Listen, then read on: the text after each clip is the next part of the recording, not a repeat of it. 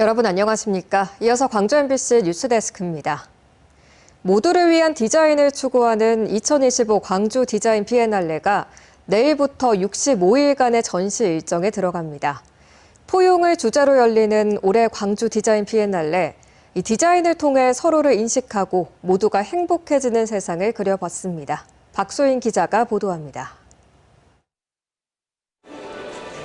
손이 젖어 있거나 물건을 들고 있을 때 둥근 문 손잡이를 돌리기 힘든 적 있으십니까? 그래서 등장한 게 막대형 손잡이입니다. 올해 광주 디자인 비엔날레는 이런 고민에서 시작합니다. 나에게 쓸모 있는 것이 누구에게나 쓸모 있는지, 그래서 화두로 삼은 게 포용이라는 미덕입니다. 이 모바일 게임은 다양한 선택 상황에서 누군가를 포용하거나 내가 포용받아야 살아남는 참여형 작품입니다. 포용하지 않으면 죽는다는 다소 살벌한 제목의 이 게임은 이번 전시의 정신을 가장 단적으로 보여줍니다. 포용하지 못하는 세상이 왔어요. 포용하지 않으면 죽는 세상이 왔어. 그랬을 때 우리는 이 행동을 다 잘해서 모두 다 살아남자. 그런 얘기죠. 인도와 동남아의 대중교통수단인 릭샤는 우리나라 기업의 디자인을 통해 노약자도 편하게 탈 수 있는 구조를 갖췄습니다. 광주 지하철역도 포용 디자인을 통해 변신했습니다. 휠체어를 탄 장애인의 눈높이에 맞춰 매표기와 노선도의 위치를 바꾸고 개찰구의 폭도 넓혔습니다.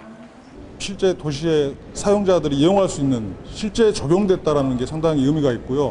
더 큰 그 의미로는 이제 지역에 있는 예비 디자이너들이 12명이 참여를 해서 직접 시민들이 참여했다라는 그런 개념의 프로젝트라고 할 수 있겠습니다. 광주 디자인 비엔날레가 추구하는 포용은 장애인이나 노약자 등 특정 대상만을 위한 게 아닙니다. 누구도 소외되지 않는 모두를 위한 디자인을 19개 나라 430여 명의 디자이너들이 다양한 작품을 통해 제시합니다. 디자인이 없는 삶은 생각도 할 수 없는데 그런 것들이 왜 어떤 사람한테는 쓰일 수 있고 어떤 사람한테는 못 쓰게 되느냐라는 거죠. 그것을 좀 말하고 싶은 전시관입니다, 이번이. 오늘 저녁 열린 개막식에서는 포용 디자인의 가치를 지속적이고 보편적으로 구현하자는 광주 포용 디자인 매니페스토가 선언됐습니다. MBC 뉴스 박수인입니다.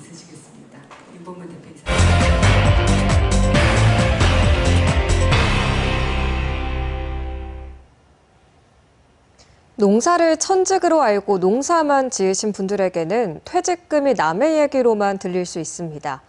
노후 대비가 어려워서 은퇴 후 삶이 걱정되는 농민들을 위해 특별한 퇴직금을 지급하는 농협이 눈길을 끌고 있습니다. 이재원 기자가 현장 취재했습니다. 40년 이상 딸기 농사를 지었던 올해 82살의 노재록 할아버지. 3년 전 정들었던 딸기 농사에서 은퇴하면서 퇴직금 330만 원을 손에 넣었습니다. 퇴직금이 남의 얘기인 줄 알았던 할아버지는 작지만 소중한 퇴직금이 통장에 찍혔던 그날을 아직도 잊지 못합니다. 한 300만 받는데 그것도 참 공동 같고 좋더라고. 근데 지금 그래서 한 30년, 40년만 했더라도 얼마나 좋은지 몰라. 꾸준히 해나가가지고 한몫을 잡게끔 다음에 후손들은 그렇게 했으면 좋겠어요. 할아버지에게 퇴직금을 지급한 곳은 담양농협.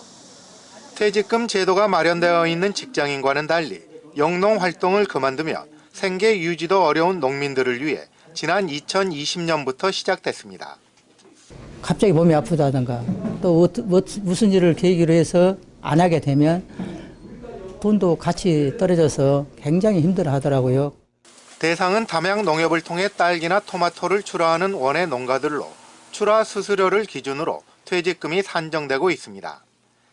즉 출하 금액의 1.5%에 해당하는 수수료 가운데 0.4%를 농가가 적립하고 0.7%는 농협이 지원해 해마다 수수료의 1.1%가 퇴직금으로 적립되고 있습니다. 지금까지 230명의 조합원이 참여해 적립한 퇴직금은 9억 원을 넘어섰고 3년 전부터는 퇴직금을 받고 은퇴하는 농민이 나오기 시작했습니다. 최고 630만 원까지 수령하는 농민도 생겨났지만 제도적인 한계와 재정 여건으로 다른 농가로 확대하기가 쉽지 않습니다. 지자체나 정부에서 좀 관심을 가지셔가지고 조금 그 제도 개선이나 또 도움을 주시면 농가들도 참여 농가가 많이 늘을 것이고 농협들도 동참하는 농협들도 많이 있을 거라고 생각이 돼서 좀 아쉬움이 있습니다. 출하액이 많아지고 출하 기간이 길수록 적립액도 커지는 농가 퇴직금. 농민 생활 안정은 물론 청년농 유입을 위해서라도 다른 지역으로 확대할 수 있는 사회적인 고민과 관심이 필요해 보입니다. MBC 뉴스 이재원입니다. 최근 내리는 비는 예측할 수 없이 아주 짧은 시간에 많은 양을 퍼붓는 극한호우 양상을 자주 보이고 있습니다. 물과 일조량의 균형이 중요해서 하늘과 함께하는 사업이라고도 불리는 벼농사가 이런 기후위기 시대에 직격탄을 맞고 있는데요. 정부는 쌀 생산량 줄이기에만 매몰돼 있습니다. 박종호 기자입니다. 지난 8월 3일 전남 무안군에 쏟아진 비는 시간당 122mm였습니다. 도심도 들녘도 모두 물에 잠겼습니다. 나달이 맺혀있던 벼 825헥타르를 비롯해 논콩 140.5헥타르, 참깨 20헥타르 등 전남에서만 천여 헥타르의 농경지가 물바다가 됐습니다. 이 전체가 안 보였어요. 그래서 현재 콩이 다 발화될 수 있는 상황이 아니고 지금 이미 아까 보시다시피 콩이 다 썩어버리는 지금 상황입니다. 7월 중순에도 한평과 담양, 영광 등 농업을 기반으로 하는 전남 곳곳에 누적 400mm의 극한호우로 1,000억 원의 피해가 났습니다. 극한호우가 아니면 펄펄 끓는 폭염으로 점철되고 있는 올해 여름. 습도는 높고 공기는 뜨거운 기후는 곧바로 비에 잠겼던 농경지에 병해충이 창궐하기 좋은 조건입니다. 27도에서 33도 사이의 기온이 지속되는 상황이 벼멸구가 번식하기 가장 좋은 환경인데 올해가 딱 그렇습니다. 그러니까 매년 날라오는데 3번 정도 번식을 하고 그리고 추석 때 온도가 25도 밑으로 내려가면 자연 소멸을 하는 거거든요. 우리나라 벼 전체 면적의 한 3%에서 5% 정도가 벼멸구 피해를 받으면서 쌀 생산량도 크게 타격을 받았습니다. 지난해에도 6월부터 8월까지 전국 평균 기온이 25.6도로 평년보다 1.9도 높게 집계됐고 전남과 전북, 충북 등 전국 3만 4천 헥타르에서 고온다습한 환경에 번식한 벼멸구에 직접 피해를 입었습니다. 네, 처음이에요. 사람 70년 동안 살다가 이렇게 되기는 생전 처음이에요. 비를 피하고 병해충 공격을 어렵게 이겨내고 수확되더라도 고온에서 자란 쌀은 품질이 떨어지며 소비 매력이 확보되지 못합니다. 네, 기온이 높다 보면은 그 쌀 알이 이렇게 안에 하얗게 그 신복백이 박히는 현상들이 많아져요. 그리고 이제 금이 가고 하기 때문에 이제 밥맛도 떨어지고 외관도 떨어지게 되죠. 네, 그러면 이제 쌀 품질도 떨어지고 밥맛도 안 좋아지고 그렇습니다. 일본에서도 기후변화가 쌀 생산은 물론 쌀 품질에 악영향을 주는 문제를 심각하게 우려하고 있는 것을 감안하면 단순한 엄살이 아닙니다. 我が国でいう一等米という形で出荷できないお米が非常に増えてしまったということで、やはり日本一の米どころでですね、過去最大というぐらいの品質の低下が発生したということで、これは 사정이 이러니 농정당국의 기후변화 상황을 외면한 쌀 감축 기조는 비판에 직면할 수밖에 없습니다. 이미 2024년 농정당국은 쌀 생산량을 365만 7천 톤으로 봤지만 잦은 비, 예상보다 더 고온다습한 기후로 인해 창궐한 병충해로 인해 실제 생산량은 358만 5천 톤으로 7만 톤가량이 감소했습니다. 2020년에도 긴 장마와 세계 태풍의 영향으로 실제 쌀 생산량이 350만 7천 톤으로 당초 예상했던 양보다 12만 4천 톤 줄었던 경험이 있습니다. 재배 면적과 생산성에 기댄 단순 계산, 그리고 줄이려고만 하는 쌀 감산 기조를 버리고 기후위기 시대에 과학적으로 대응해야 한다는 목소리도 커지는 이유입니다. 기후위기에 맞춘 정밀한 데이터 산출은 필수적입니다. 그러나 현재 농업통계는 통계청이 관리하면서 빈번한 예측 실패를 보이고 있습니다. 농식품부가 중심이 되어 재배 면적, 기상, 병해충 발생, 토양 정보를 통합 관리하고 시군 단위까지 반영하는 세밀한 예측 체계가 필요합니다. 기후위기 변수를 외면한 쌀 정책이 기후변화 시대, 넘을 수 없는 한계를 마주하고 있습니다. MBC 뉴스 박종호입니다. 전통시장에서만 쓸 수 있던 온누리 상품권, 이젠 골목 상권에서도 사용할 수 있습니다. 광주 지역에서도 온누리 상품권 쓸 수 있는 곳이 점차 늘어나고 있는데요. 이런 상권 활성화 정책이 지속적인 효과를 보기 위해서는 지자체의 적극적인 대응과 지원이 필요합니다. 김초롱 기자가 보도합니다.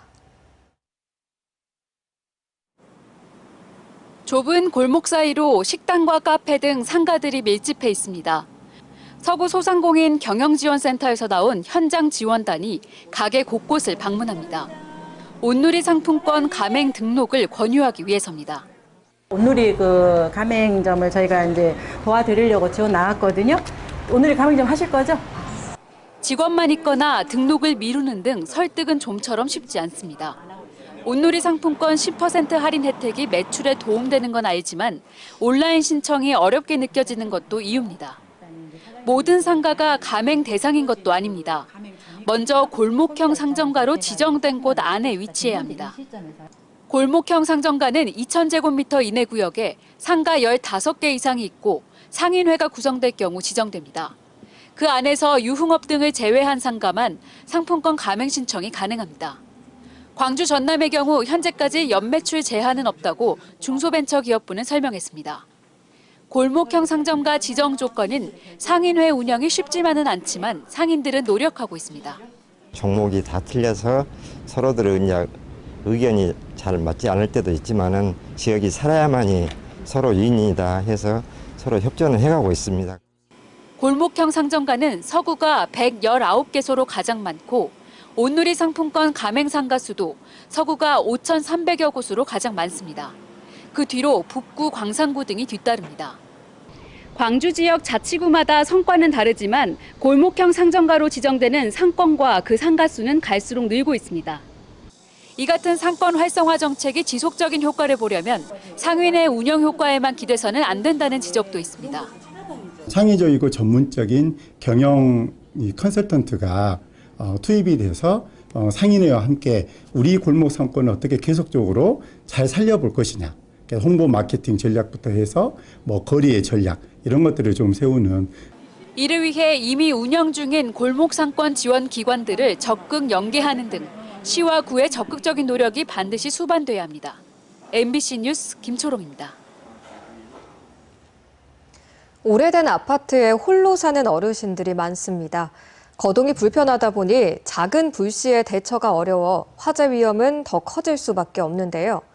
화재를 예방하기 위해선 어떤 것들을 미리 챙기면 좋은지 최왕지 기자가 알려드립니다. 지어진 지 33년이 된 여수의 한 아파트입니다.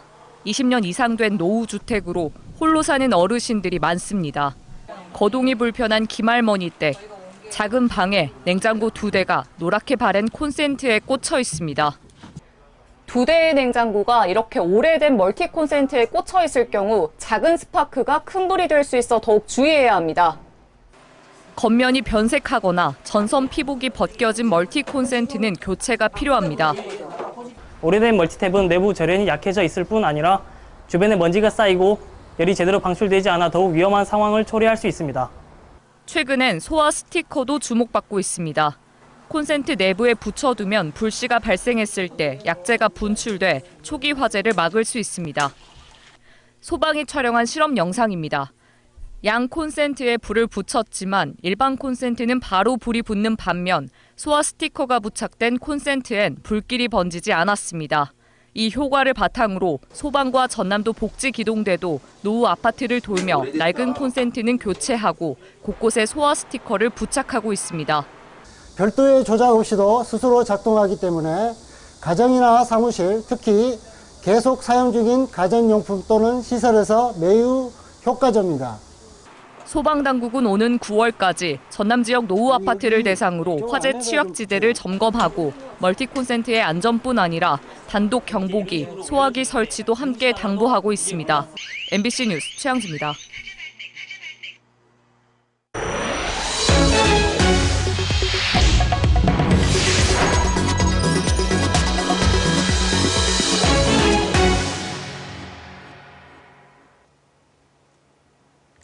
이재명 정부의 내년도 예산안이 국무회의에서 의결된 가운데 광주시가 역대 최대 규모인 3조 6,600억 원의 국비를 확보했다고 밝혔습니다. 이는 지난해보다 10% 늘어난 규모로 광주 미래전략산업인 인공지능 2단계 사업비 240억과 도시철도 2호선 공사비 1,665억, 호남 고속도로 확장 사업비 238억 등이 정부 예산안에 포함됐습니다. 특히 광주시가 그동안 유치에 총력을 기울여온 국립현대미술관과 국회도서관 분관 등 3대 국가문화시설 사전타당성 조사 용역비 16억 5천만 원도 포함됐습니다. 광주시는 국회 심의 과정에서 추가 예산을 확보하도록 노력하겠다고 전했습니다.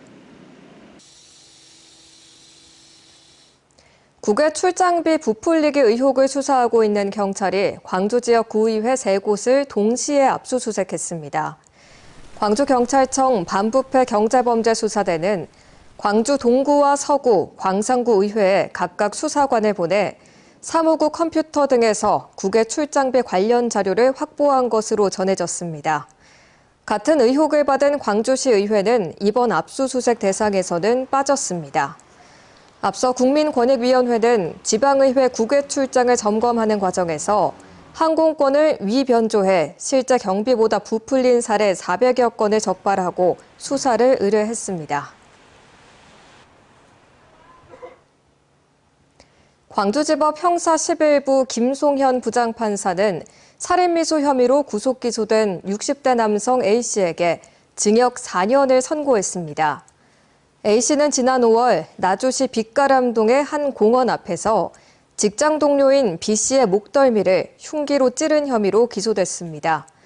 환경미화원인 A씨는 다른 동료들이 지켜보는 가운데 자신에게 주먹을 휘두른 B씨에게 앙심을 품고 이튿날 출근길에 흉기를 준비해 범행을 저지른 것으로 드러났습니다. 내수 부진과 건설업 불황이 장기화하면서 광주와 전남 지역의 소비와 건설 수주의 하락이 지속되고 있습니다. 호남지방통계청이 발표한 광주 전남 산업활동 동향 자료에 따르면 지난 7월 광주의 대형 소매점 판매액 지수는 85.8로 지난해 같은 기간에 비해 9.4%가 줄어들었고 전남 지역도 9.8% 감소했습니다. 건설 수주액 역시 감소해 올해 7월 광주 지역은 1,435억 원에 그쳐 지난해보다 36.4% 감소했고 전남의 수주액도 54.2%가 줄었습니다.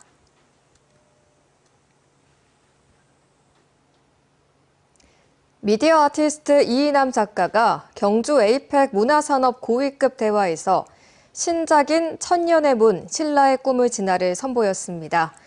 이번 작품은 첨성대와 석굴암 등 천년 신라의 문화유산을 AI 알고리즘과 3D 기술로 재해석하고 K-팝 스타의 영상까지 접목해 국내외 참석자들의 좋은 반응을 얻었습니다.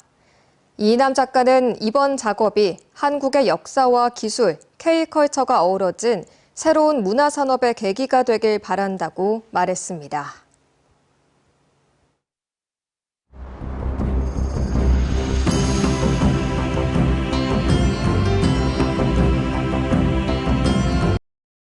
언제 어디서나 내 손 안의 뉴스. 광주 MBC 뉴스 유튜브 구독으로 함께하세요.